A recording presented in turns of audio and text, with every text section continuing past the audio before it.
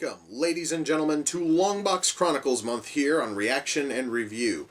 Tonight, guys, I'm taking a look at a film based on a Marvel Comics character. This movie came out last year, and I'm watching it on Netflix. Now, you guys might think that all that sounds really good. However, I do need to announce this right now. I am more a DC Comics fan than a Marvel fan. My history with fucking Netflix in this series has not been that promising. And, well, the character himself in tonight's film is a character I'm not really a huge fan of, but I will explain why in just a moment.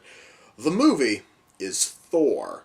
Now, as I stated, I'm not really a big fan of Thor. Mind you guys, it seriously is not that I hate the character, it's that I just don't really feel I don't really feel a reason to like Thor.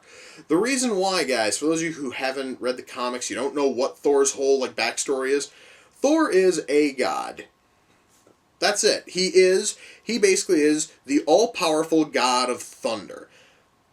His biggest weapon is a goddamn hammer that can basically screw over anything in sight and can only be wielded by those who the hammer deems worthy.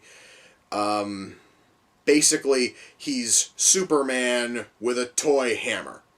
And I'm not a fan of Superman either.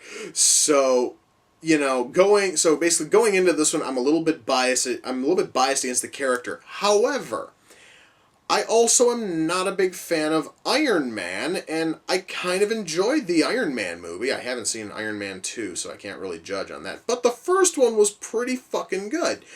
Which means that, hey, Marvel Comics knows how to take characters which even I'm not a fan of, such as Iron Man, and turn them into a decent movie. So hey, perhaps lightning will strike twice with Thor. God damn it, that was a shitty pun.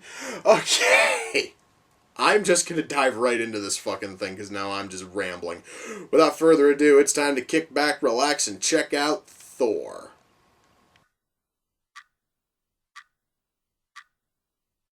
Alright, I'm kind of curious exactly when did Odin pay to have giant killer fucking robots installed, but you know what? That was really fucking cool. And pretty fucking badass too, man. Holy shit.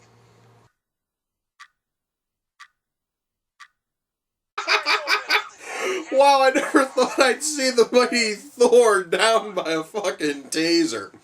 That's awesome, dude.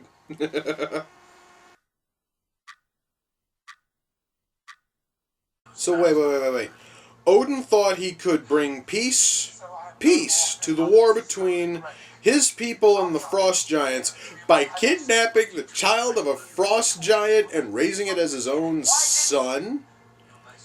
There are so many shades of fucked up in that. Not only that, it lacks so much fucking logic. How the hell would kidnapping lead to peace? I'm really kind of curious now. Okay, I had no fucking clue that Hawkeye was in this fucking movie. Even though I'm not a fan of Hawkeye, that is still a cool fucking cameo, man. Alright, now this has been sort of bothering me for this entire film. I'm looking at these Frost Giants, and the Frost Giants are looking a little short here. I think I was kind of expecting something, I don't know, maybe giants who were like 10, maybe 15 feet tall, not 7 feet tall. That barely qualifies as a fucking giant. Again, though, that's just me, nitpicking at stupid bullshit. But still, I just kind of wanted to say, it's kind of bothering me a little. You guys happen to remember earlier I was talking about the whole fucking, Frost Giants are looking really small sort of thing? Well, I'm now looking at this as Guardian Attack Bot thing, which is at least 6 feet taller than any Frost Giant. This thing's a fucking giant, alright? I am really sorry that I'm harping on this whole, Frost Giant shortness problem, but god damn it, it's still bothering me, and there isn't a Frost Giant in sight right now. God damn. Alright, I am gonna say this right now, that is probably the coolest use for that fucking hammer I have ever seen. Mjolnir used as a glorified paperweight. I fucking love it.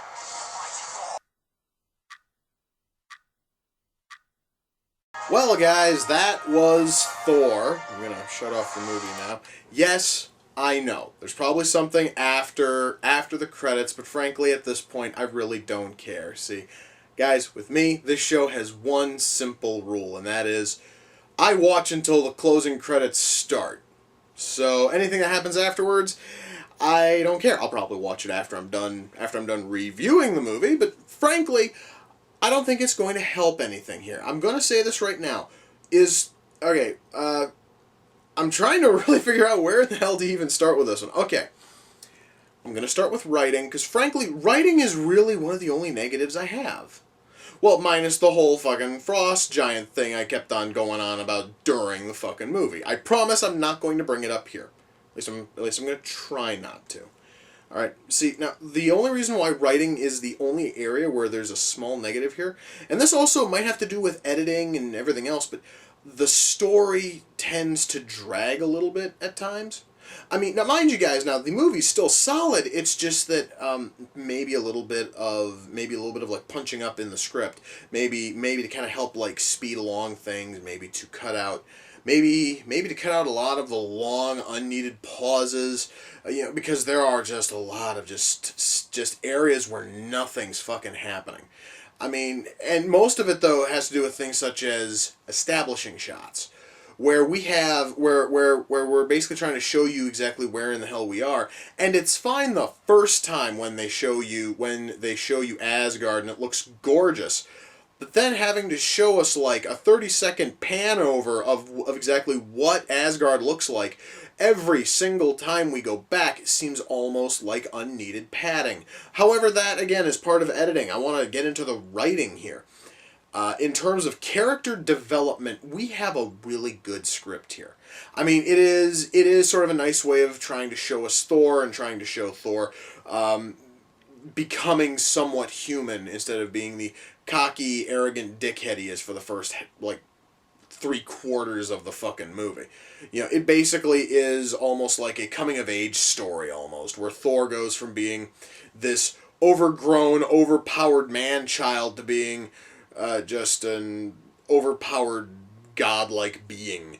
So, it basically was showing him growing up, essentially, and it kind of works, alright? As for all of the characters, every single character here is written very, very well. I honestly cannot say that anyone was written poorly, and I do have to commend the writers for one thing. Well, two things. Number one, they made me give a rat's ass about Thor. I didn't think anybody would ever be able to fucking pull off that. Number two, they were able to make Loki a fucking threatening villain. Yeah, Loki, the god of mischief and pranks. A fucking villain whose greatest accomplishments include things like putting people's hands in warm fucking water and tying their shoelaces together. They made Loki a fucking threat, and that's surprising. However, where he's a threat here, I don't think that he would be enough of a threat for a second movie, which is sad because I already know that he's the villain in the, Avengers movie. They probably had a lot of better options, and from what I've been told, they teased one of the better options at the end of the fucking Avengers, but I'm not talking about the Avengers. I haven't even watched the fucking movie yet, so I'm in no position to talk. However, in this film, Loki is certainly shown as a threatening force, and that is a fucking accomplishment. Now, just to continue on with writing, okay, first of all, and also, not only do we have these, areas, again, this is mostly with the editing where the story seems to drag, but this right here is sort of a weird thing, because we have a story which almost feels like it's dragging in terms of, some of the dialogue and, of course, some of the editing, but then also, the story itself is a little bit sparse in certain areas. It's like they basically spent a ton of time trying to build up everything going on in frickin' Asgard, but they didn't bother to try to flesh out a lot on Earth. I mean, a whole lot of the film is set on Earth in fucking Midgard. You want to use the Midgard. You want to use the Asgardian term for it, and frankly, there really isn't a lot going on there. It basically is that Thor shows up, and then the hammer shows up, Thor basically shows that he knows nothing. He basically knows nothing of Earth culture, so on and so on and so forth. And then Shield winds up finding the fucking hammer, and there really is almost no like gradual step from one spot to the next. It basically is almost as if it's almost as if everything in Asgard is going in slow motion. Everything on Earth is going in fucking fast forward. I really think that the writers needed to go in there and try to fix the pacing on both ends of this, so that way everything flowed nicely, instead of everything on Earth just feeling very sudden and very, quickly like rushed through, and everything in Asgard feeling almost as if it takes forever and a day. Mind you, the movie is still good, but this is something which could possibly bother a couple of people. Acting is solid all over. However, that is partially because when you bring in Anthony Hopkins and you make him Odin, everybody else has to basically step up their fucking game to match Anthony Hopkins' performance, and they all did. So frankly, acting here is just amazing from top to bottom, except for the guy playing Loki. You see, he has a habit of overacting a little bit. Mind you, to me, there's a difference between hammy acting and overacting. It's a very fine line, and he crosses that line where he is no longer hammy, he's no longer goofy, he's basically just screaming his lines with almost no fucking, with just way too much emotion, and in doing so, in some goofy way, it almost sucks all of the emotion from the scene. I'm hoping that his acting has gotten better in the fucking Avengers, but again, I don't know yet, and I don't want to dwell on that too much, at least not right now. So the acting, for the most part, is really solid, and everybody turned in a really stellar showing.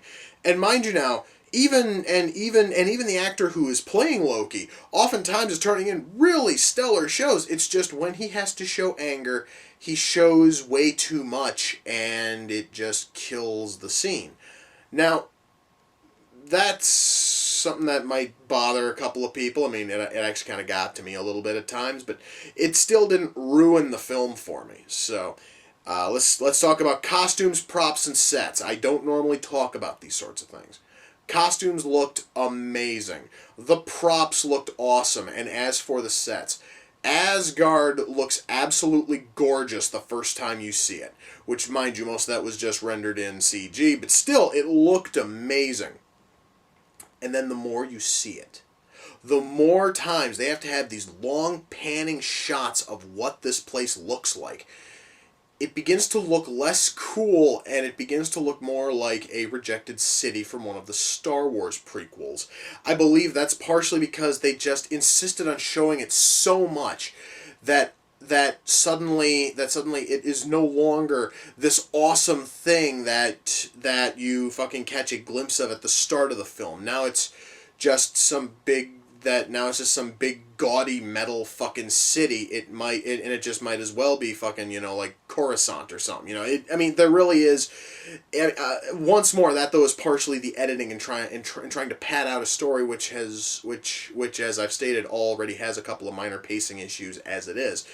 But anyway, it still is gorgeous the first time that you see it, and then its fantastic luster just begins to wear very, very thin as the movie goes on. Sound mix is really good. Also going back into writing, I kind of wanted to mention this. The humor in this thing is really good. I mean, because we have Thor being tased, we have Thor getting run over, or well, he isn't run over, but he's actually hit by a truck twice. We have just tons of humor everywhere. We have fucking Thor first, showing up and basically showing off his more, Viking tendencies when he goes and he fucking discovers coffee and finds out that he loves it. It is really funny shit. And just the humor in general in this film is really good, and that honestly alone is worth fucking checking it out. But yeah, honestly, if there were any issues I could find, serious issues, it would be minor pacing issues which could very easily affect how you would take the film. Because I know that some people have watched this thing and they just absolutely love it because of the way that the film feels, and then other people absolutely despise it because of the very pacing issues I mentioned. Now, to me, the pacing issues are definitely noticeable, and it really is kind of sort of, it's sort of negatively impacting the film. However, it is not negatively impacting it enough for me to stop watching. And that, my friends, is the one big thing here. Thor is, without a shadow of a doubt, an amazing movie, and I would highly recommend it to everybody, as long as you're willing to understand that, yes, it does have some pacing problems, and there are a few brief glimpses of really bad acting, specifically from, again, the one guy who plays fucking Loki. But see, now, beyond that, though, if you are able to look past the pacing, and if you're able to look past the horrific overacting in the few scenes it shows up in, and all the other little fucking niggling details, one of which I said I wouldn't bring up again, and I won't, you will find a fantastic movie here. You will. And frankly, the fact that it's on Netflix right now, and you can watch it as long as you have a Netflix account, is awesome. Now the funny part is that even though I have a Netflix account, I'm almost tempted to buy the fucking thing on Blu-ray simply for stuff like the commentary and all that, because I'm kind of curious what all went into the making of this movie. I am genuinely curious.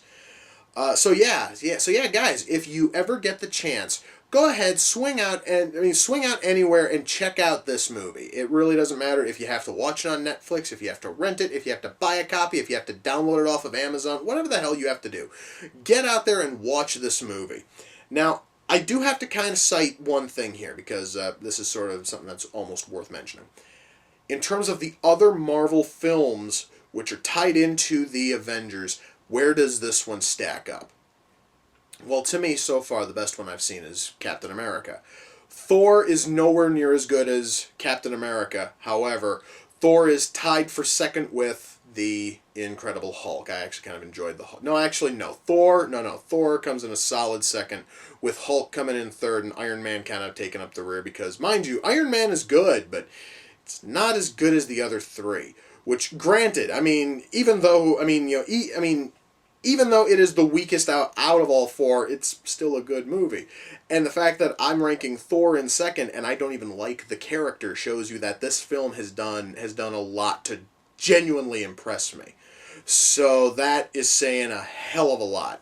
So yeah, guys, again, I would highly recommend this movie. Go out there, check it out. I can almost guarantee you are going to walk away happy. And with that, we come to the close of another reaction and review.